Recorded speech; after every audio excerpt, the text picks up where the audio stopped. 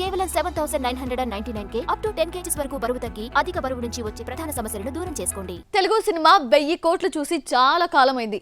Present అందరిని ఊరిస్తున్న టార్గెటే ఇది. హిందీలో జవాన్, పఠాన్ 1000 కోట్లు దాటి టాలీవుడ్ కి సవాల్ విసిరాయి.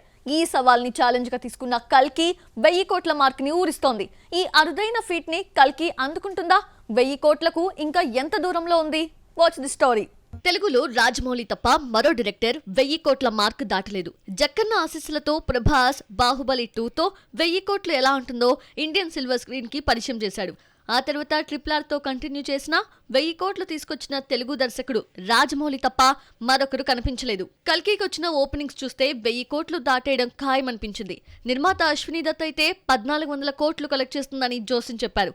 ప్రెజెంట్ ఈ క్రేజీ ప్రాజెక్ట్ 900 కోట్ల గ్రాస్ దాటింది. సినిమా రిలీజ్ అయిన 15వ రోజు ప్రపంచవ్యాప్తంగా 12.5 కోట్లు కలెక్ట్ చేస్తుంది. వచ్చే వీకెండ్ లో 50 కోట్ల గ్రాస్ వచ్చినా ఈ వారం 1000 కోట్ల మార్క్ దాటుతుందా అన్న డౌట్ లేకపోలేదు. టికెట్ రేట్ల ప్రభావం కల్కిపై పడింది. పెంచిన టికెట్ రేట్స్ భారీ ఓపెనింగ్స్ తీసుకొచ్చినా ఏపీలో రెండో వారం వసూలు తగ్గాయి. రిలీజ్ అయిన వారం రోజులకే తెలంగాణలో పెరిగిన టికెట్ రేట్స్ తగ్గగా ఏపీలో మాత్రం 2 వారాలు పెంచుకునే పర్మిషన్ ఉంది.